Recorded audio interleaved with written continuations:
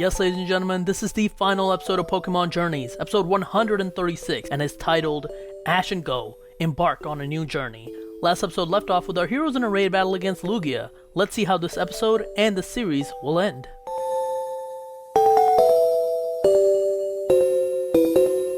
If you want to hear my thoughts on the upcoming series in January, as well as the brand new series in 2023, this won't be the video. I've already made a video discussing those things when it dropped in the morning, so if you want to hear about my thoughts on the new series, the link will be in the description as well as the end card. Alright, on to this episode.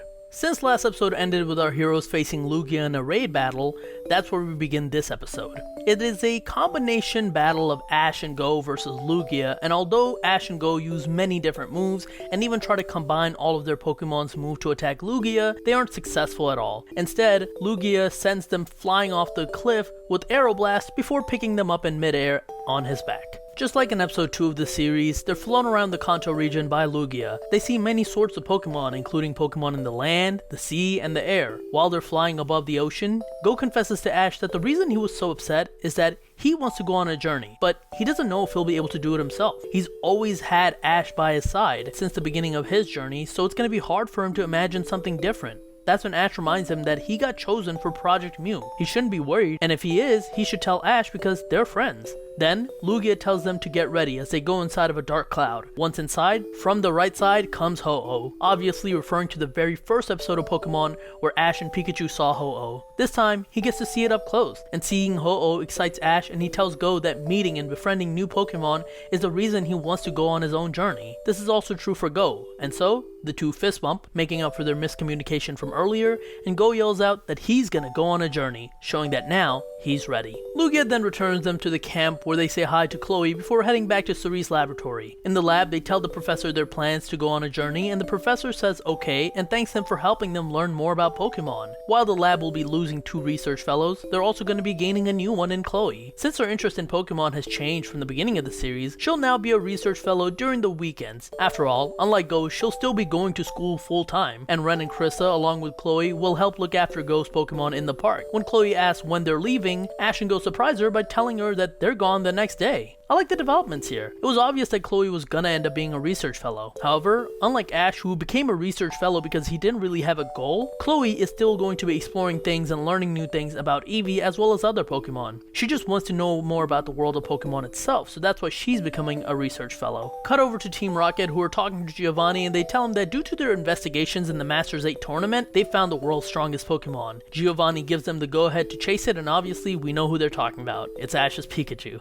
I love it. Evening time arrives and Ash and Goh head to Cerise Park to feed their Pokemon. However, when they arrive, they have a surprise waiting for them. A surprise party thrown by Cerise Laboratory with all of their friends and family present, celebrating their departure and their journeys. The next morning arrives and they leave their rooms empty as the day they arrived. They say goodbye to everyone in the lab, and as they're heading on their way, Pikachu is stolen from Ash's head. It's Team Rocket. They have Pikachu trapped in a capsule that stops electricity. However, Hangry Mode Morpeko tries to eat the capsule that Pikachu is in and breaks it, allowing Pikachu to use Thunderbolt to get away and send Team Rocket blasting off. As Ash and Goh walk towards their own path, Ash says that he doesn't know where he's gonna go, but he's just gonna keep walking until he finds his new journey. Goh, on the other hand, will start in Kanto since there's places in Kanto he's never been to. They then arrive at a crossroads. They each point to a different location, so this is where they will be parting ways. Ash tells Goh that he's glad to have met him, and Goh thanks him for reaching out to him. They fist bump and part ways. Goh on his way stops and seems sad, but Ash and the hill above him tells him to meet Mew once again, and Goh tells Ash to become a Pokemon Master, and with that, the two head their own separate ways. We then get a recap of the series using the song opening. We get to see how Ash and Goh met, we get to see Project Mew, we get to see the Masters 8, and we even get to see Chloe's adventure of learning about Eevee. We also get a recap of a bunch of the other stories that we got in this series. We then get some additional scenes at the end here. Cerise Laboratory feeding the Pokemon in Cerise Park, Chloe's mom and brother doing some work at home, Chloe heading to do research in her brand new outfit, which in my opinion is the best outfit she's had in the series, Horace coming to Oak to get his Kanto starter with Gary there, Hop training against Bee while Leon watches, Danica and Quillen healing some hurt Pokemon in the snow where they're at, Chloe heading towards this location that looks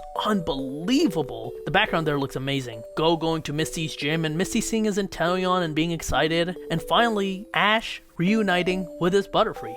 That one was unexpected and shocking. We finally go over to Ash's house where Mimi and Delia are vacuuming, and it ends with showing an image of everyone in this series together during the surprise party. We then go to a morning in a town somewhere where Chloe's doing some research and taking pictures of Charubus in the morning after they transform. She wonders what the other two are doing. Then we see Go capture a Pokemon and get excited, and then we get to Ash in the middle of the street battling a Lapras with his Lucario as Team Rocket are nearby watching. And with that, their journeys will continue. However, for us the audience, that is the end of the series as we look at the Pokemon Earth. Wow.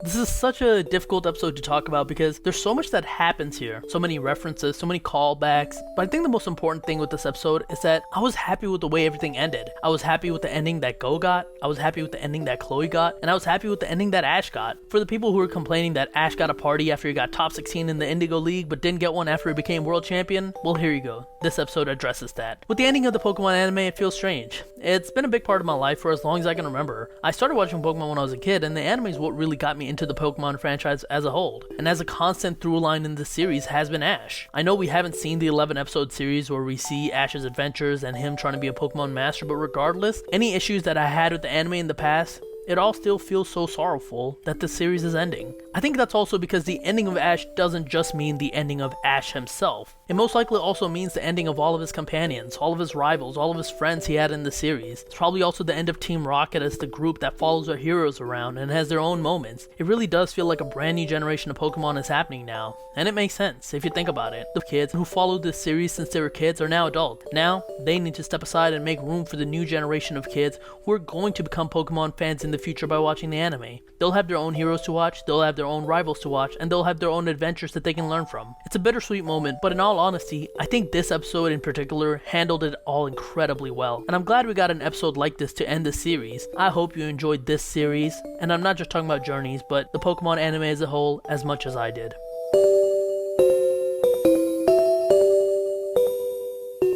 The next episode is a special episode. Ash is using his original outfit from season 1 of the anime. It actually looks like alternate movie Ash, and the art style is very different from Pokemon Journeys. It all looks very different. I don't know what this is about, but I'm really interested to watch. But anyways, that is it for my review, episode 136. Wow, it's crazy to say that. The final episode of Pokemon Journeys. Thank you so much for watching. If you like this video, like, share, subscribe in the comments. Let me know your thoughts on not just this episode, but the series as a whole. I'm on Twitter at TheRealPDGaming if you want to follow me, and that's it. I'll talk to you guys later.